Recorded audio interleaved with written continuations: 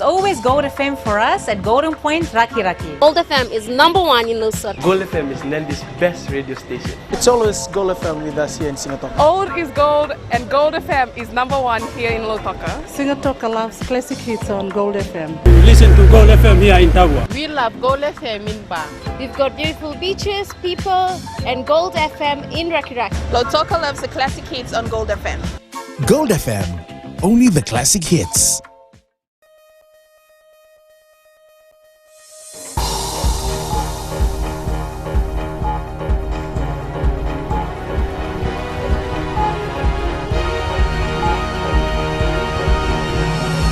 Tonight, coalition not a given for United Front for Movement. Outpatient services open for kidney disease patients, and more than $1 million income from government-owned quarters.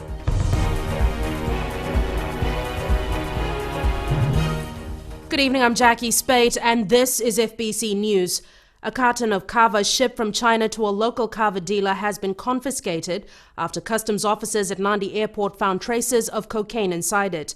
The shipment was initially exported to China and was being re-exported back to the local kava dealer who operates out of Suva. The illicit drug was discovered yesterday, 3 days after another suspected drug smuggling ring was exposed in Nandi. This latest find has been referred to police. The Attorney General says despite the National Federation Party's uncertainty about forming a SODELPA-led coalition with the FLP after the elections, there are still signs of the three parties grouping up against the government. Chanel Sivan reports. I again send messages of goodwill from SODELPA to the leaders of the Fiji Labour Party, the National Federation Party, and our people and our friends from the People's Democratic Party. I am addressing you as prospective post-election coalition partners. Although the SODELPA leader has no doubts about who she will form a post-election coalition with, the NFP has finally made a stand on Rotemu Mukepa's statement, saying they do not agree with some of her policies and can't agree on a coalition with Labour and SODELPA just yet.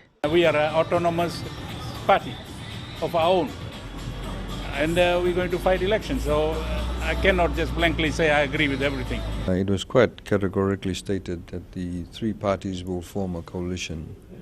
Whether the coalition is formed pre-election or post-election, the fact is that they're going to form a coalition, and that is the fact.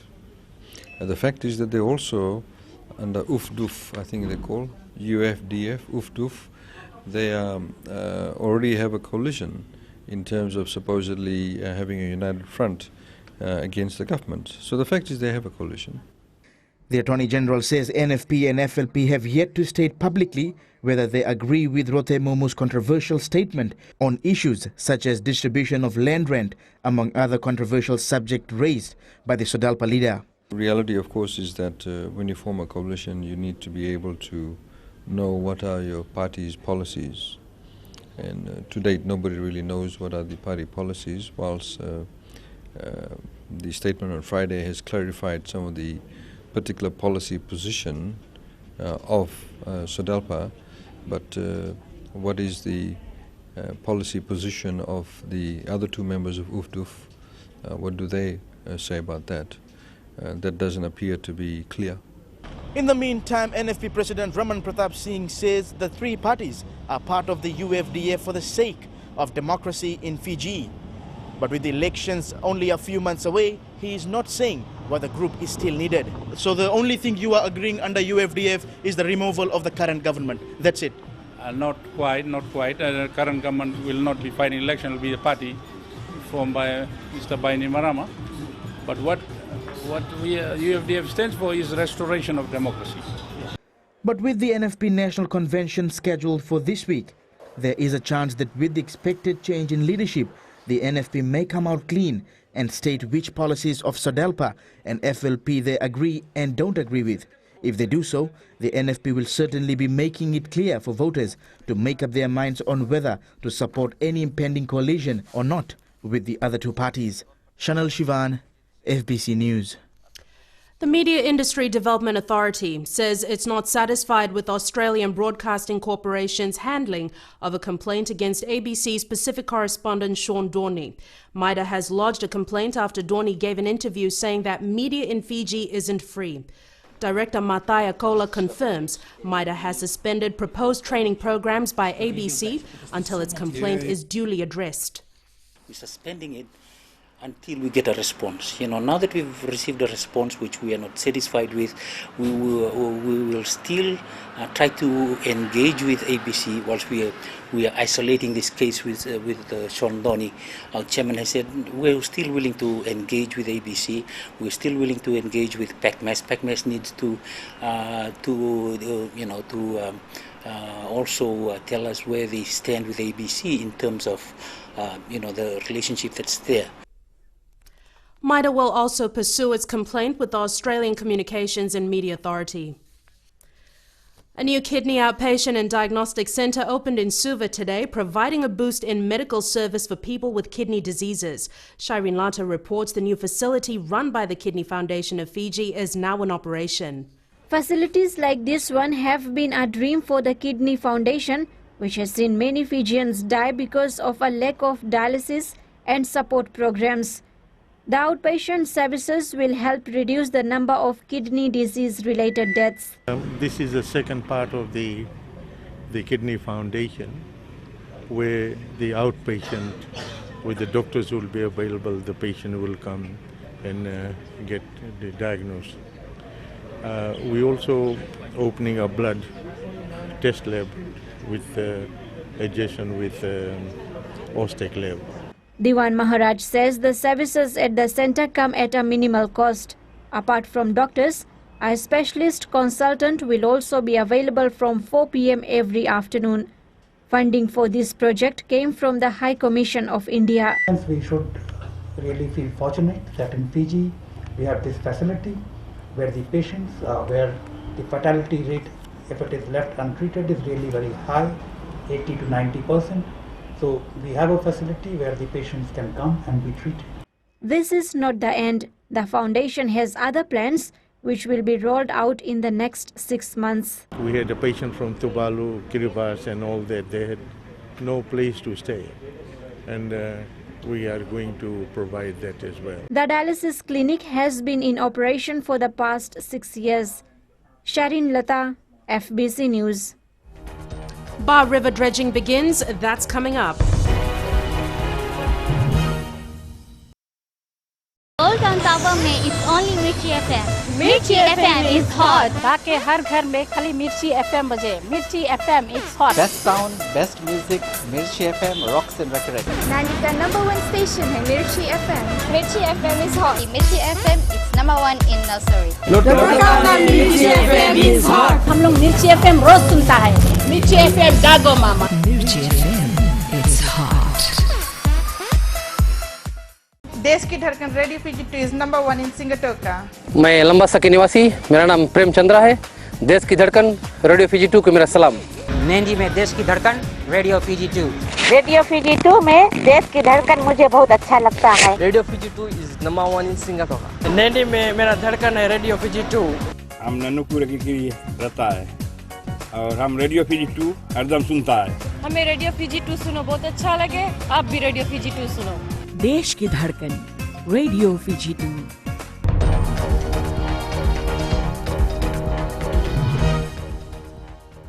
Welcome back. This is FBC News. In their bid to clamp down on video piracy and the theft of intellectual property, the Fiji Police Force has set up a team to specifically look into the issue of copyright infringement. The team will be working closely with the Fiji Performing Rights Association to protect local artists. Vasita Kotewasawasa reports.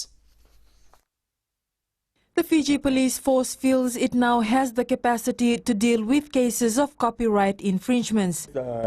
Speculations are, reports has come through the media that the police are not doing enough. There are, we understand the existence of materials going for sale, which are not original, okay, which are copied. But to do that, to bring people to justice in this area, we need a complainant. So who can confirm to us he is the owner of the or performer of that music, or whatever article is under scrutiny. So we start from there. ACP Ravina Ryan says those who violate the Copyright Act of 1999 could face an imprisonment of up to 12 months with a fine of $5,000 for every illegal copy. For repeat offenders, those found guilty could face a fine of up to $100,000 or face up to 2 years in prison. ACP Narayan admits that fighting piracy will test their resources, but he is determined they will do their best for local artists. Even though with resources where we face difficulties, as we take, it's not only the piracy we are or Copyright Act we are enforcing a whole lot of the public law that exists in Fiji. So you talk about anything, you talk about the Crimes Decree, the Liquor Act, the Litter Decree, all these laws that are being enforced by the police. So resource becomes a question to that day, but I'm not here to make an excuse.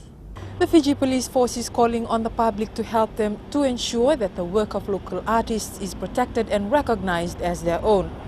They will be working closely with the Fiji Performing Rights Association to provide concrete evidence to prosecute those involved in the theft of intellectual property. Vasita Kote Wasawasa, FBC News. Residents in Ba will no longer face flood threats during heavy rainfall as the Ba River dredging project nears completion. Started in November 2012, the project cost $11 million and is expected to reduce flooding of major areas in the soccer town. As Akosita Tale reports, officials from the government and contractor China Railway First Group visited the site today.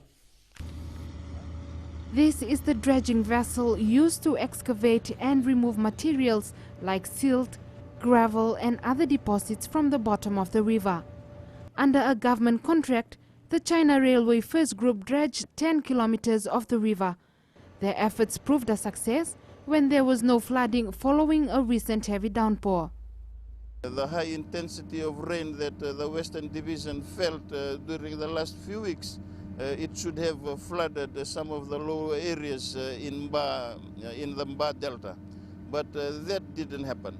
So the Ba community had appreciated that and have realized some of the positive implications of this particular work being done. Most Ba villages were badly affected by the floods 2 years ago, but their worries have eased after recent heavy downpours didn't bring many problems. Tongia village was the main village was affected by the last flood, and also the two villages in Nawangarua and Natutu, and of course Botua. But as I said, during the last heavy downpour, there was no flood in these villages. However, dredging is a short-term strategy, and there is a need for longer-term plan of reforestation and rehabilitation of catchment areas in Ba. We have seen the deforestation that has taken place, substantive cutting down of the pine trees and the logs upstream that is creating this particular problem. But we are seriously looking at the rehabilitation program on how we can replant some of those bare lands. The last of the dredging project is expected to be wrapped up in 10 days. However, plans are to request a larger budget allocation for other dredging projects around the country. With the Rewa and Avua River dredging completed, government will now shift its focus to the Singatoka River. Akosita Tale, FBC News. The renting of government quarters to private individuals and eligible civil servants is paying dividends. Today, the Public Service Commission paid the Finance Ministry $1.1 million in rental income. Mika Longa reports this will go towards health, education and social welfare amongst other priorities. The renting out of the government quarters is a huge success. I'm proud to say it has been one of the TMAs which has been consistent in the remittance of its surplus funds to the consolidated fund account. Over 2,000 government quarters are being rented out. In Suva, of the 200 homes, 100 are being rented at market price of $1,000 per month. The remaining 100 is being rented by civil servants at a rate of 8% of their base salary. Government quarters was largely in a state of neglect and disrepair prior to the reforms. There was wastage and abuse, and there was obviously deteriorating state of these so prime and valuable assets owned by government. The handing of the cheque was witnessed by Prime Minister Vorangen Bainimarama, who pioneered the initiative. It is most befitting to have you here this morning to witness this handover, given the keen interest and the hands-on role you played in this reform, which is claimed to be highly successful. This event is like taking from the left pocket by the Prime Minister and putting it in the right pocket of government. The Finance Ministry is hoping that the 2014 rent income will exceed the $2 million mark. Nikalonga, FBC News. Here's Jamie now with sports. Good Jackie, and welcome back. I was starting to wonder if you had fallen off to the Hong Kong Sevens already, man. I wish I could have, but no. I'll have to cheer from home this weekend. Well, as long as you're cheering. Speaking of Hong Kong, Chale Ndau is there at the moment and will bring us up to speed with Fiji's preparations. Stay with us for more.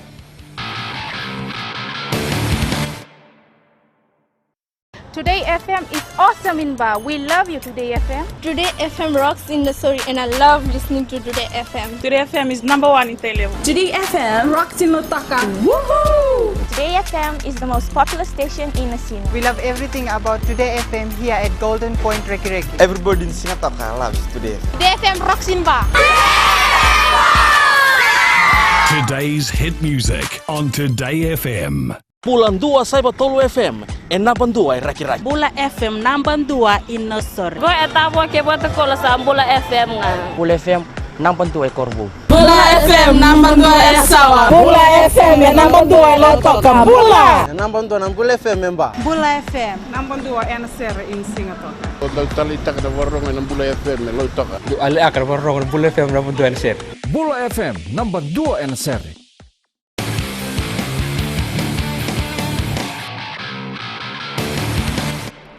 Welcome back to FBC Sports. The Vodafone Fiji Sevens team is aiming to start their campaign in Hong Kong the same way it finished in Tokyo last weekend.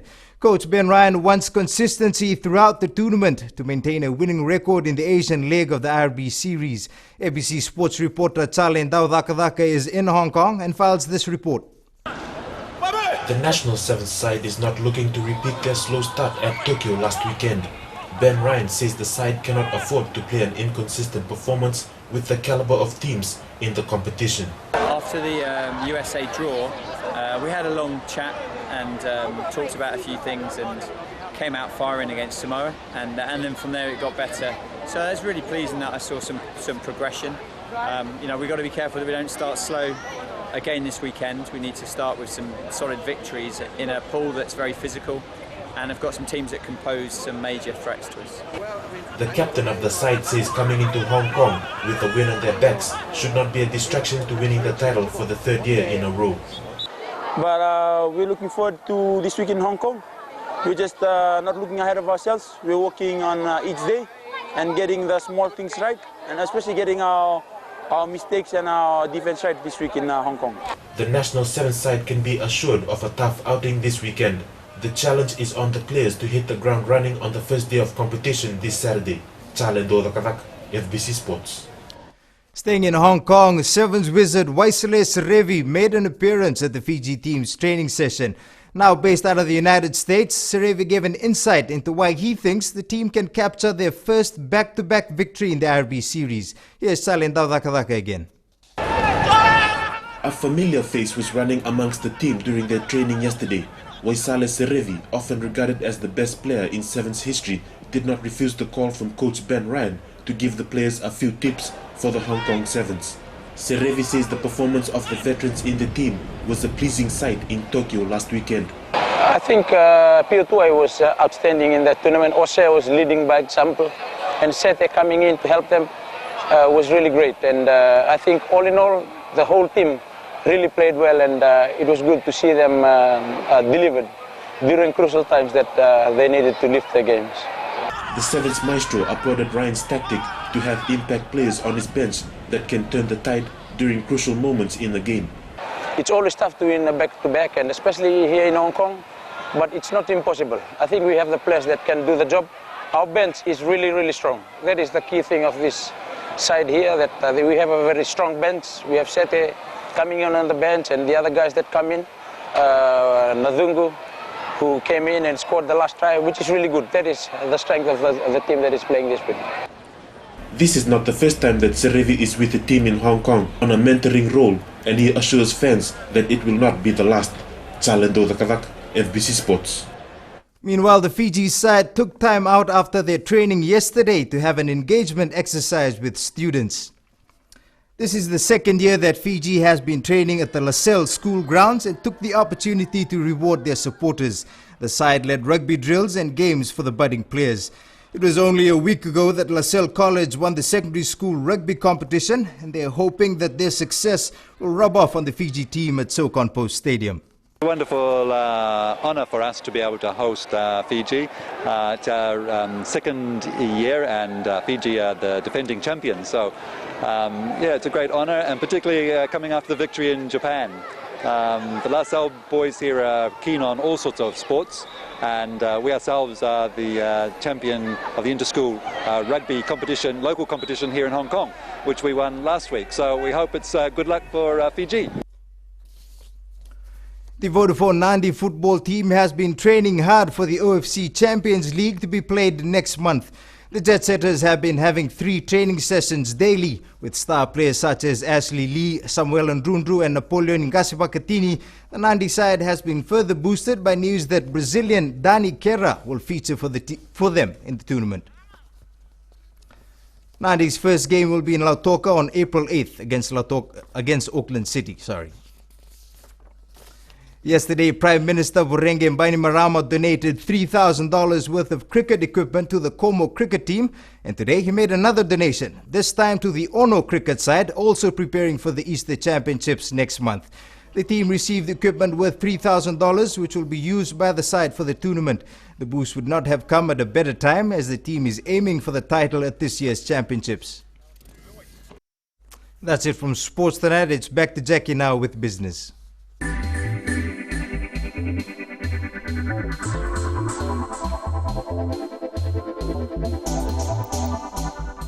Financial inclusion strategies and peer learning are needed to improve the lives of vulnerable people in our country. At the opening of the 4th Financial Inclusion Strategy Peer Learning Group meeting on Denarau today, Reserve Bank Governor Barry Whiteside stressed the importance of these 2 key functions. He says the Pacific has a lot to gain as the group expands into a greater network of experts. In our countries, we have constantly shared and learned from each other. We work together on projects and develop templates that can be replicated within the region. There have been times when we've also hosted delegates from within the region, updating them on how we went about setting our national strategies and highlighting obstacles and pitfalls and how we worked around them.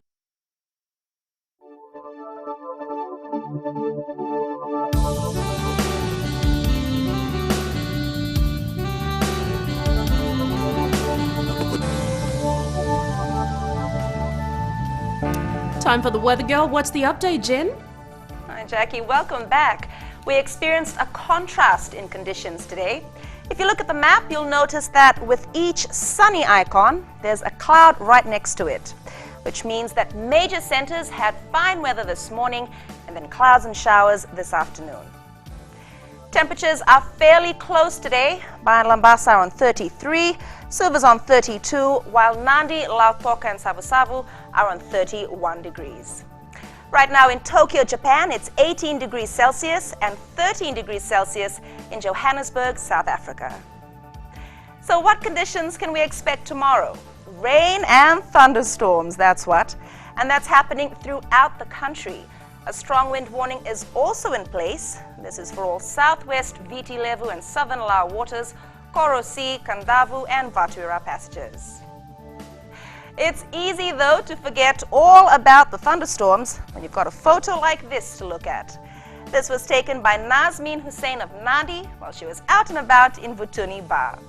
Pristine flowing water gushing over a smooth, rocky riverbed. Tranquility at its best. Thanks so much for that, Genevieve. Recapping the headlines, coalition not a given for United Front for Movement, outpatient services open for kidney disease patients, and more than $1 million income from government-owned quarters. This week's poll question, we're asking, do you think Pio Tuai and Setafano the Cow have revitalized the Fiji Sevens team? Visit our FBC website to take part. Remember, you can send us newsworthy pictures and videos on email citizenseyes@fbc.com.fj or share with us via Facebook page FBC News. And if you're on Twitter, follow and tweet us your news tips at FBC News or simply hashtag FBC News. That's news for tonight. We'll be back again tomorrow evening. Until then, Nimo Demanda.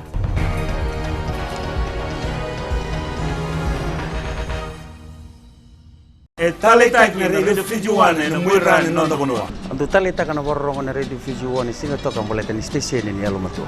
Ando tali taka bale una borrongo na radio Fiji One station ni alumatu ilo toka. Ando tali taka bale una borrongo na radio Fiji One mandi na station ni alumatu. Au tulgo korbo. Ando borrongo leve na station ni alumatu na radio Fiji One. Ando borrongo na radio Fiji One na station ni alumatu na bandoi tilip.